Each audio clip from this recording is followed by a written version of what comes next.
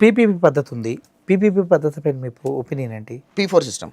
P4 system పైన మీ opinion ఏంటి? కానీ ప్రజలు ప్రైవేటు గవర్నమెంట్ పార్ట్నర్షిప్లో తీసుకొస్తున్నారు. ఇప్పుడు పీపీపీ పద్ధతిలో ప్రభుత్వ హాస్పిటల్స్ కానీ ప్రభుత్వ యూనివర్సిటీస్ నిర్మిస్తే ప్రాబ్లం ఏంటి? ప్రైవేట్ వాళ్ళకి ఇవ్వాలి.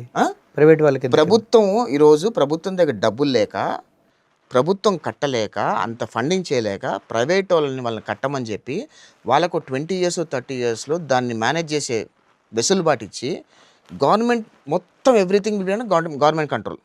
భూమి గవర్నమెంట్ కంట్రోల్ ఉంటుంది, దానిలో నామ్స్ గవర్నమెంట్ కంట్రోల్ ఉంటాయి. ఓకే, దాని మీద మొత్తం రైట్స్ అన్ని గవర్నమెంట్కి ఉంటాయి.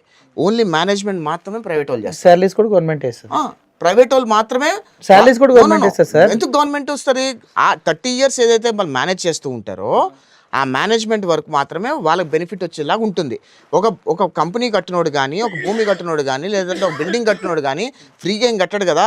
They have to return back కదా. ఆబ్వియస్లీ నేను అంటుంది, మీరు ఇల్లు కట్టుకోవాలంటే మీ సొంత డబ్బులు పెట్టి కట్టుకోవాలి కానీ వేరే వాడు డబ్బులు పెట్టి వస్తే వాడు ఇంట్లో ఉంటాడు కదా. నేను అదే అంటున్నాను, మన సొంత ఇల్లు మనం కట్టుకోవాలి సార్. 3 లక్షల కోట్లు అప్పు చేసి సంవత్సరం బడ్జెట్ మళ్ళీ 3 లక్షల కోట్లు పెట్టుకొని కేవలం 5,000 కోట్లు ఒక మెడికల్ సిస్టమ్కి మనం సెట్ చేయలేకపోతున్నాం అంటే దీన్ని విజనరీ అనాలా, చేతకంతనం అనాలా? చేతకంతనం ఏం లేదు. మరి 3 లక్షల కోట్లు P4 మోడల్ ని మరి P4 మోడల్ గవర్నమెంట్ కూడా నడపొచ్చు కదా. P4 మోడల్ గవర్నమెంట్ కూడా నడపొచ్చు కదా. నేను అదే చెప్తాను. P4 మోడల్ ని నరేంద్ర మోదీ గారు ఎందుకు అడాప్ట్ చేసుకున్నారు? P4 model Narendra Modi adapt చేసుకున్నారంటే ఎందుకు అడాప్ట్ చేసుకున్నారైనా? ఎందుకు చేసుకున్నారు చెప్పండి.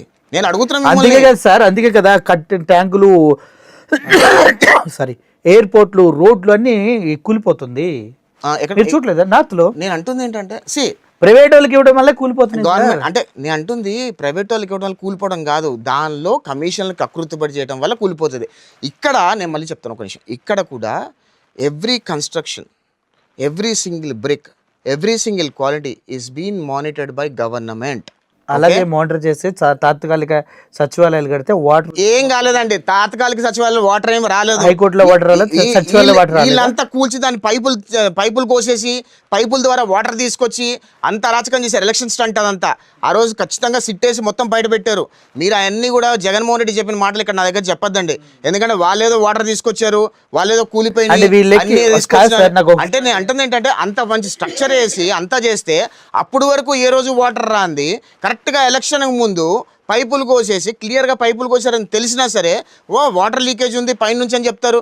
పైనుంచి వాటర్ లీకేజ్ ఎక్కడా లేదు కదరా బాబు అని చెప్పి లైవ్లో చూపించిన, పైపులు కోసేసారని లైవ్లో చూపించిన వాస్తవాల చిత్రీకరించి పదే అబద్ధాలు నిజాలు చేసే ప్రయత్నం చేస్తున్నారు. మన గవర్నమెంట్ టీడీపీ గవర్నమెంట్ ఉంటుంది, వైసీపీ వాళ్ళు పైపులకు వస్తారు. మన గవర్నమెంట్ ఉంటుంది, తిరుమల తిరుపతి దేవస్థానానికి పైకి గోపురం పైకి ఒకటి ఎక్కి కొడతాడు. మన గవర్నమెంట్ ఉంటుంది. ఇంకొకటి వచ్చేసేమో జగన్మోహన్ రెడ్డి గవర్నమెంట్ లాగా ఒక నమ్మాలి బూతులు తిడితే వాడిని చంపేయటము మాకు రాదండి. చట్టం will take it own course of action. నేను అంబటి రాంబాబు బూతులు తిట్టలేదా? చంద్రబాబు నాయుడు గారిని తిట్టాడు. మొన్న చంద్రబాబు నాయుడు గారు జగన్మోహన్ రెడ్డి అధికారంలో ఉన్నప్పుడు చంద్రబాబు నాయుడు భార్యను తిట్టారు. ఇప్పుడు ప్రతిపక్షంలో ఉండి చంద్రబాబు నాయుడు అమ్మని తిడుతున్నారు. ఇదే మాట నిన్న అంబటి రాంబాబు అన్న మాట ఒకవేళ నేను డైరెక్ట్ గా జగన్మోహన్ రెడ్డి ఉంటే ఈ పార్టీకి సంపేసి ఉండేవాడు మమ్మల్ని. అంటే జగన్మోహన్ రెడ్డి గవర్నమెంట్ లో ఎవరు జగన్మోహన్ రెడ్డిని తిట్టలేదా? ఏమని తిట్టారు? సైకో అని తిట్టారు. సైకోని తిట్టడం కాదు, సైకోని మీరు ప్రాపగండా చేస్తున్నారు. కానీ బోస్డికే అంటే ఏంటి? మీనింగ్ ఏంటి? ఏమో సార్ నాకు తెలియదు. మీకు తెలియదు కదా. బోస్డికే అనేది హిందీలో, నార్త్ ఇండియాలో మన దగ్గర హిందీలో చాలా సర్వసాధారణంగా చిన్న బూత్గా మాట్లాడుకుంటారు. అది బూతే కదా, అది బూతే. అది నేను కాదనట్లేదు. Did I say it's not a booth? It is a booth, but it is not as big booth what he said. బూతుల్లో రేంజెస్ ఉంటాయి.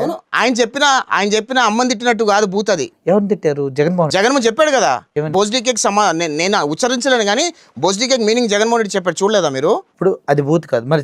అప్పుడు అధికారంలో ఉన్నప్పుడు తిట్టించాం కదా. నేను అంటుంది ఏం తిట్టించామండి? బోస్డికేకి అమ్మని తిట్టడానికి తేడా లేదా అండి? అమ్మని ఎవరిని తిట్టారా? అంబటి రాంబాబు చంద్రబాబు నాయుడు గారు అమ్మని తిట్టలేదా? తప్పది, అది ఎవడైనా యాక్సెప్ట్ చేయడు. నేను అదే చెప్తున్నా. మేము ఆ రోజు నేను చెప్తున్నానండి, మేము ఏ రోజు కూడా ఒక థిన్ లైన్ ఉంటుంది, ఆ లైన్ దాటలా ఏ రోజు కూడా. జగన్మోహన్ రెడ్డి గవర్నమెంట్ లో కూడా మేము సైకో అంటామో లేదా పనికి మాలినోడు అంటామో ఇంకేమో అంటాం అంటారు. నేను బోస్డికే is not a bad word. I'm telling you. సర్వసాధారణ అరే భయంచోత్ అనుకుంటారు. ఓకే, పంజాబీస్ అంటారు అన్నమాట. అంటారు. వాళ్ళ కామనే కదా అది. బ్యాన్ చూడండి మీనింగ్ తెలుసు మీకు? తెలుసు నాకు. మరి బూత్ అది పెద్ద నేను అదే నేను అంటుంది అదేనండి. వాళ్ళకి అది బూత్ కాదు అని వాళ్ళే కాదు మన ఇక్కడ బూతే కదా.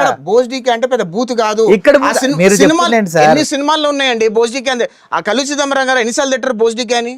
మరి ఆ రోజు సినిమాల్లో యాక్సెప్ట్ చేసిన వాళ్ళు, సినిమాలు ప్రజలందరూ సినిమాలు చూసారు కదా, సినిమాల్లో accept చేశారు బూత్ కదా. వస్తున్నాయి కదా. ఇప్పుడు అంబటి రాంబాబు బూత్ కూడా యాక్సెప్ట్ చేయండి. అయితే మేము కూడా తిడతాం, యాక్సెప్ట్ చేస్తారా? ఇప్పుడు మరి తిట్టొద్దనే కదా అంటుంది మీరు. నేను మరి అంటారు అప్పుడు సినిమాలో తిట్టారు. బోస్డీకి అనే మాట జగన్మోహన్ రెడ్డి దానికి అర్థం చెప్పింది అర్థం కాదు అని అంటున్నానండి. ఇక్కడ ఉన్నారు ఆయన పాత్రుడు, ఆయన తిట్టలేదా? పుట్టిన కొడుకు అని తిట్టలేదా? పుట్టిన కొడుకుకి ఈజ్ దట్ రియల్లీ బూతు? పొట్టోడా అని అంటానండి. అది బూతా మీకు? కాదా, పుట్టిన కొడుకు అంటే బూత్ కదా. అరే పొట్టోడు వాళ్ళ భాష యాస పట్టి వెళ్తూ ఉంటారండి. ఓకే, వాళ్ళ నియోజకవర్గంలో వాళ్ళ ప్రాంతంలో నా కొడుకు ఎరా ఎదవ సన్నాసి పనికి మాలనోడా ఇవన్నీ ఒక్కొక్క యాసలో ఒకటి ఉంటాయి.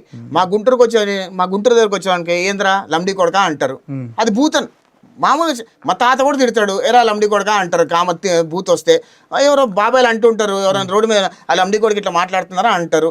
So that is a very commonly used word, but not like what yesterday మాట్లాడిన మాటలు, ఆయన చెప్పిన మాటలు మాట్లాడారు. మీరు అంటుంది ఏంటంటే మాట్లాడిన మాట మీరు చూడలేదా? అంబటి రాంబాబు గారిని తిట్టిన మాట, అంబటి రాంబాబు గారిని తిట్టిన మాట చూడలేదా? ఏమని తిట్టారు అంబటి రాంబాబు గారిని చెప్పండి. అతని చాలా దారుణంగా ఇంతకన్నా ఘోరంగా తిట్టింది ఒక మహిళ. నిన్న తిట్టిన తర్వాత ఆవేశం కాదు, తిట్టక ముందే ఆవిడ తిట్టింది. ఒకసారి వింటారా? తప్పకుండా వింటాం. అదే అయిన తర్వాత అండి, ఆడి బూతులు తిట్టేళ్ళిన తర్వాత మీరు ప్రాపగండా చేయొద్దు దయచేసి చెప్తున్నా. అది ఇన్సిడెంట్ జరిగింది, ఆ ఇన్సిడెంట్ జరిగింది.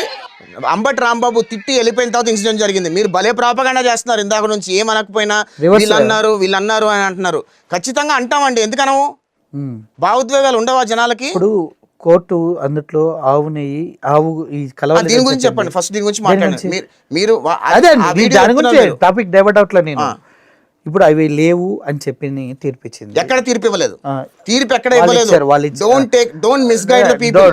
సారీ, తీర్పు కాదు. ఇప్పుడు సిట్ చార్జ్ షీట్ లో అందుట్లో జంతు కొవ్వు కానీ, ఆవులకు సంబంధించి, దున్నపోతులకు సంబంధించిన, చేపలకు సంబంధించిన, పందులకు సంబంధించిన కొవ్వు కలవలేదని చెప్పాలా? కెమికల్స్ కలిసినాయి పాలతో కలవలేదని చెప్పారు. చాలా క్లియర్ గా ఉంది. నేను చెప్తాను ఏముందని. కెమికల్స్ వేరు సార్, చదివి చెప్తాను. కెమికల్స్ వేరు సార్, చార్ట్ షీట్ నేను కెమికల్స్ వేరు సార్, కొవ్వు వేరు. ఒక్క నిమిషం. I have read the chart sheet, I will tell you. Okay, me chart sheet పూర్తిగా చదివారో నాకు తెలియదు, నేను చెప్తాను ఇవ్వండి. దానిలో చార్ట్ షీట్లో చాలా కేటగారికల్గా ఏం చెప్పారంటే, దానిలో అసలు పాలే లేవు, పాలతో నెయ్యి తయారు కాలేదు, కెమికల్తో నెయ్యి తయారైంది అని చెప్పారు.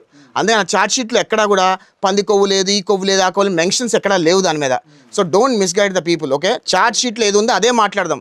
చార్ట్ షీట్ రన్ చేయండి. ఇప్పుడు చంద్రబాబు నాయుడు గారు కానీ పవన్ కళ్యాణ్ గారు చెప్పింది ఏంటి? డైరెక్ట్ గా ఏ ఆధారాలతో చెప్పారు మరి? అటువంటిప్పుడు నేను అదే అంటున్నా, ఏ ఆధారంతో చెప్పారు మీరు? దానికి ఇంకా ఆన్సర్ రాలేదు. మరి అటువంటి ఆన్సర్ రానప్పుడు సార్ నేను అదే అంటున్నా, దానికి ఇంకా ఆన్సర్ రాలేదు. దానికి ఆన్సర్ ఖచ్చితంగా వెరిఫికేషన్ వచ్చినప్పుడు చార్ట్ షీట్ లో వస్తుంది, అప్పుడు మాట్లాడదాం.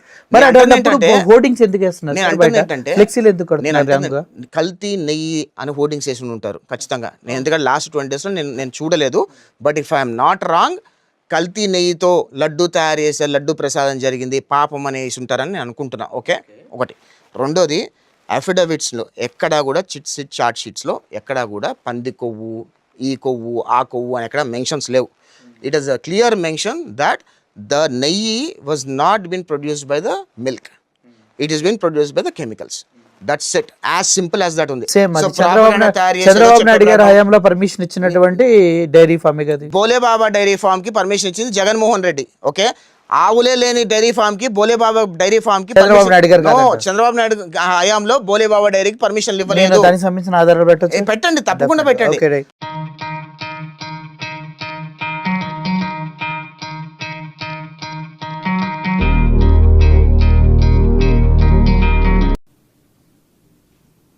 ఇది మరీ గమ్మత్తైన విషయం. ఈ బోలే బాబా అని చెప్పి మధ్యకాలంలో మీ పేరునే ఉంటారు మీరంతా. ఎవడనైనా ఈ బోలే బాబా అని చెప్పి నేను కూడా అనుకుంటాను. ఈ బోలే బాబా అని ఎవరు వెళ్తా. బోలే బాబా అని ఈ డైరీ విషయంలో చేస్తున్న దుష్ప్రచారం అంతా ఇంత కాదు. అసలు ఈ బోలే బాబా అనేవాడు ఎప్పుడు వచ్చినాడు? అది టీటీడీ బోర్డు మినిట్స్ ఏమా? ఇది TTD board minutes. Dated 26th June 2018. అంటే చంద్రబాబు నాయుడు ముఖ్యమంత్రిగా 26th June 2018. ఇక్కడ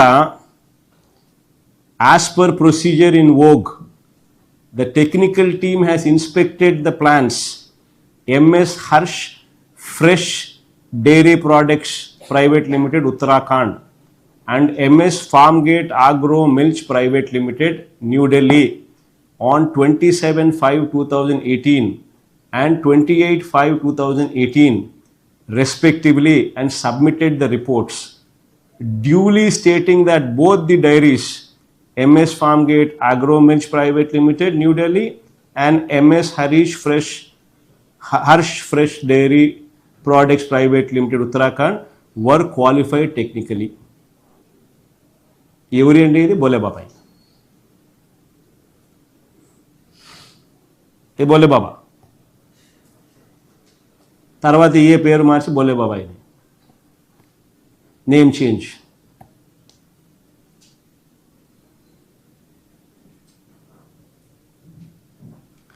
Harsh Fresh Dairy Products Private Limited was the former name of Bole Baba Organic Dairy Milk Private Limited.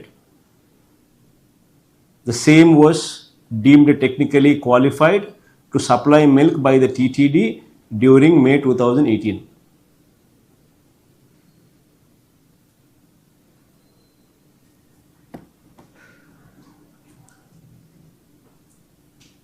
ఇది నిజంగా గమ్మత్తైన విషయమే కదా. బోలే బాబా డైరీకి పర్మిషన్లు ఇచ్చింది జగన్మోహన్ రెడ్డి ప్రభుత్వం. అసలు బోలే బాబా డైరీలో అసలు ఆవులే లేవు. ఆవులు లేని డైరీకి కాంట్రాక్ట్లు ఇచ్చి అక్కడి నుంచి నెయ్యి తెప్పించి అక్కడి నుంచి లడ్డూలు తయారు చేసి ఇంత పాపం మూట కట్టుకొని పదే చంద్రబాబు నాయుడు గారు చేశారు. చంద్రబాబు నాయుడు 100 సార్లు చెప్తే ప్రజలు నమ్మేస్తారు అనుకుంటా. ప్రజలకి పర్ఫెక్ట్గా క్లారిటీ ఉందండి. ప్రజలకి క్లారిటీ ఉంది. నేను ఒక విషయం చెప్తానండి. ప్రజలు క్లారిటీ ఉన్నా నమ్మినా నమ్మకపోయినా ఓకే, పైన దేవుడు అనేవాడు ఉంటాడు కదా. మీరు దేవుడిని నమ్ముతారా?